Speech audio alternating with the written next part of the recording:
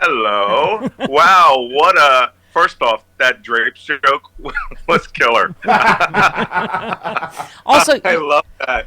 Yeah, you think they're going to get that discount from Bed Bath and Beyond? Bring your coupon. just so you know what the pre-show prep is here, I texted Chris and Travis and I said, "Can we green screen mine and Malcolm's faces onto that famous New York's Times Square kiss when the sailor comes home?" And they said, "No, we don't have the technology."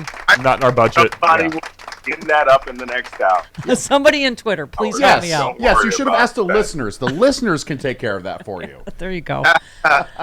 Welcome home, sir. There is a great everything. Man, am I happy to be back. I bet. A grateful nation thanks you, and B, we are so relieved you're home and safe, and you must be happy. I know you said, "I'm officially back in the USA. Good job-ish. Saving democracy." But I'm telling you, I still think we can hold the House and the Senate. It is, again, I know the House is tougher, but Steve Kornacki's still calling like 5 races in California could help us hold the House. So I think the Senate certainly is looking like we are going to hold it.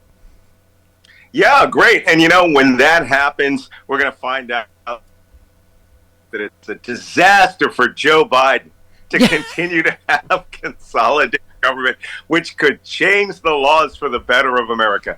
I literally stepped off a flight from Paris yesterday, which is how I got back, and stepped off the flight, and the first thing that greets you is that, one, the election is not over. Yeah. This thing isn't over by a long shot.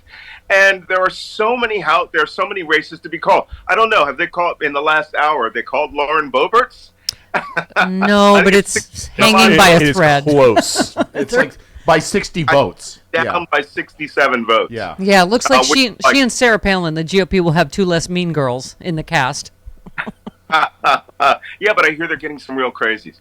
However, good job in defending democracy, everybody. It's more than I thought that we could actually do. And if we hold the House, it is a victory celebration. We should all have a defending democracy day. We should all pop the champagne, House and the Senate, and then we can take on these people. Because unfortunately, as you know, I'm very good at predicting just how the right-wing extremists behave. Yeah. And what's going to happen is they're going to have a few days of introspection, and then there's going to be a week of propaganda saying the entire thing was stolen. And then at some point, someone is going to get violent and is going to go to guns in some way, shape, or form. And I don't mean by tearing down, election posters. This has been their cycle. It happened right after January 6th. We thought shame and opprobrium would stop these people. It made them angrier and more hate. And now that Trump has been responsible, almost single-handedly responsible for these losses, they're going to quintuple down on Trump and violence and rhetoric. So get ready for this. I mean, the defense of democracy is really just starting. The Civil War, Malcolm, is in the Republican Party right now. I don't know if you've seen the cover of the New York Post and the Wall Street Journal, but they are savaging Donald Trump. They are all fighting within each other. Some are coronating, Ron DeSantis, and others are still trying to defend Trump. I mean, they are just a hot mess. Yeah, but none of that is meaningful at all to us, right, who are team normal, right? Team common sense and sanity. To those people, it's not an internal debate, because there is no debate. Donald Trump represents the Republican street, the mean people, the indecent people, the people who believe the word deplorable and racist and Nazi and anti-Semite are now badges of honor. That's who we have to deal with. That's who we have to contend with. This will end very quickly. Donald Trump will be if he's not indicted and ineligible to run, Donald Trump will be the nominee for the next presidency for the Republican Party. There's no Ron DeSantis. He's going to have DeSantis kiss his ring, or he may bring him on as the vice presidential candidate. Yeah. But the Republicans have no intention of changing away from this cult. This is literally the rise of Hitler. This is how he did things. And the only thing that's missing now is an abdication of power and for him to get in there with his foot soldiers. I said this in 2020. I predicted all of this on Bill Maher's show. We are now going into the next phase of insurgency, which is a series of insurrections. Yeah. There will be people who will suddenly say only the Republicans that were elected are legitimate and everyone else was a cheat. And who knows what level of terror it will move to. Yeah. Well, I mean, I have to say, though, the January 6th, the hearings, a lot of people are saying did have an impact. People in the polling voted on democracy, on saving democracy, and, of course, on Roe being overturned. So all the things the pundits told us they aren't going to care about, Americans did care about. Mm-hmm. And I think a lot of your warnings helped with that, about the democracy, was on the ballot. Well, I think that if anything, I may have just ticked off the idea in people's minds, because there were several of us pre-election that were screaming this for some time. But now is the time for us to really take action. And I'm going to be working on a series of democracy-building activities. I'm not here just to come back and talk on the radio. I mean, I've got my own media world that I'm going to build around this. Right. There needs to be a liberal challenger to Steve Bannon. Mm-hmm. Yeah. Someone who will stand up and take on and make clear what Joe Biden said the other day. Joe Biden should have been giving that speech about the defense of democracy weekly in rallies all around the country. Wait, I have an idea for you. Okay, start your own podcast called The Peace Room. Come on. Right? I'm brilliant. I can't help it. He'll spitball that.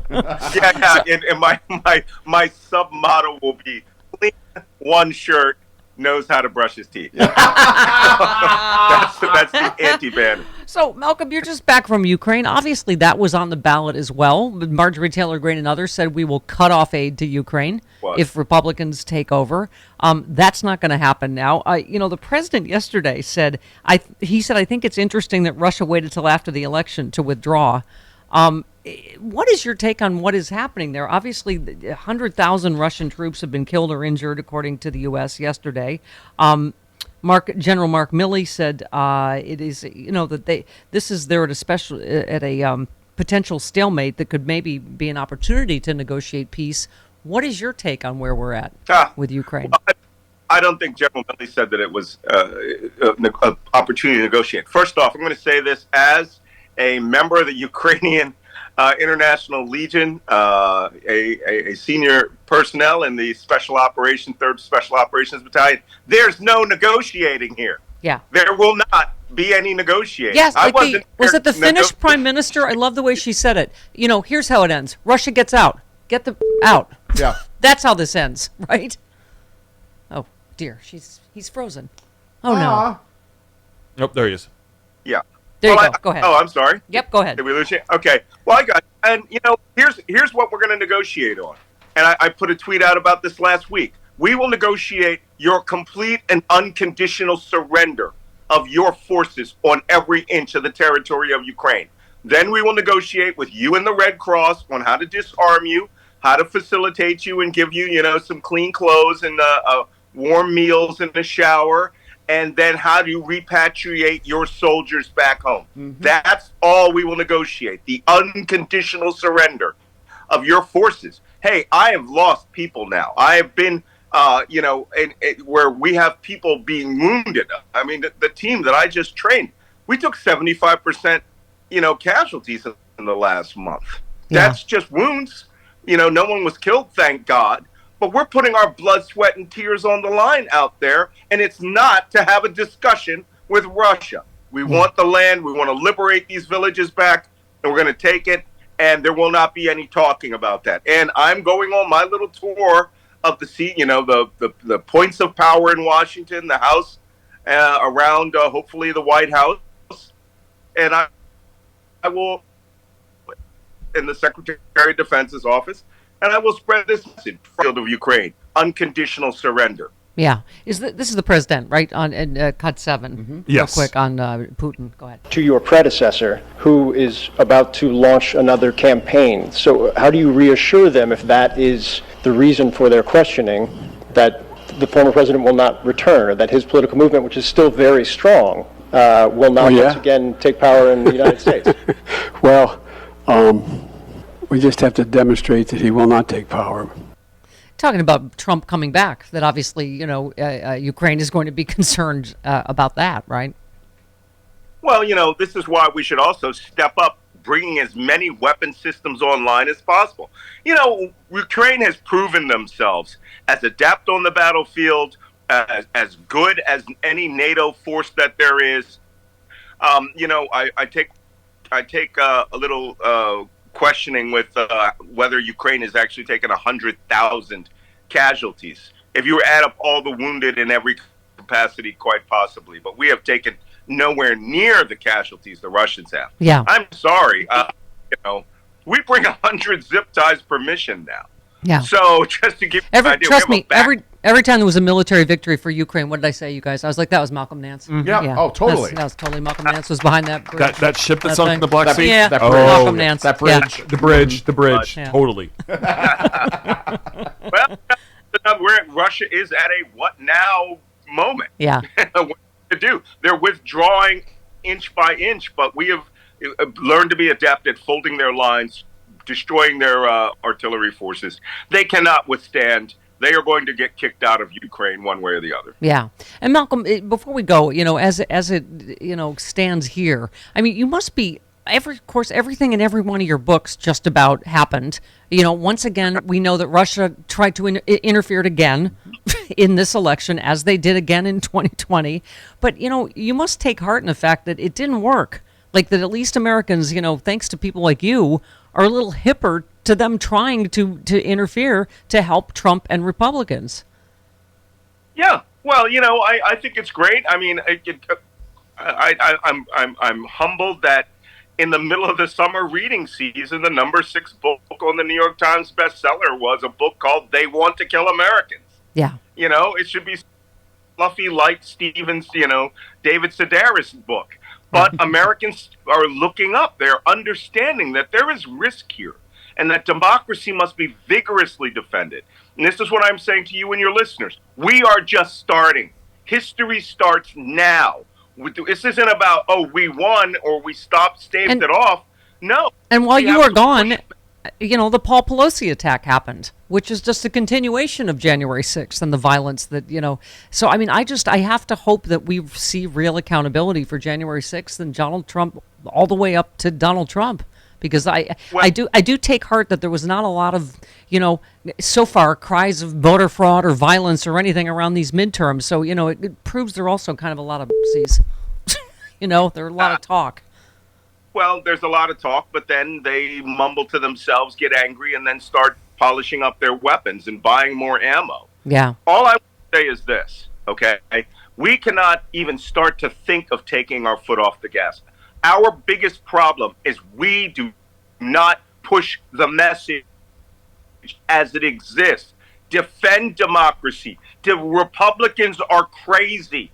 Yeah. They are hurting this nation. Mm-hmm. They don't love America. They want to be fascist. If we could just say those 4 or 5 sentences over and over and over again, it will push down into the mainstream. The Republicans' crazy mindset was mainstreamed by the media because the Republicans would say nothing other than that. Yeah. We have to do the same thing. Yep. To defend our homes, to defend our families, to defend the country and our democracy that we love.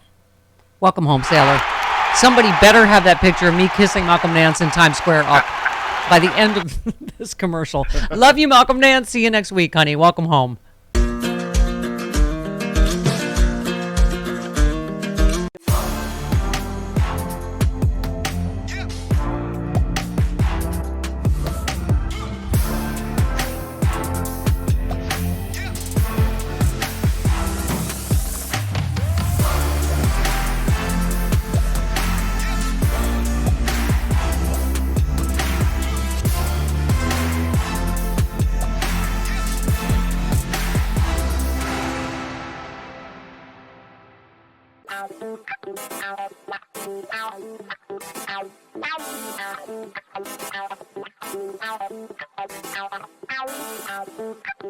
Ow.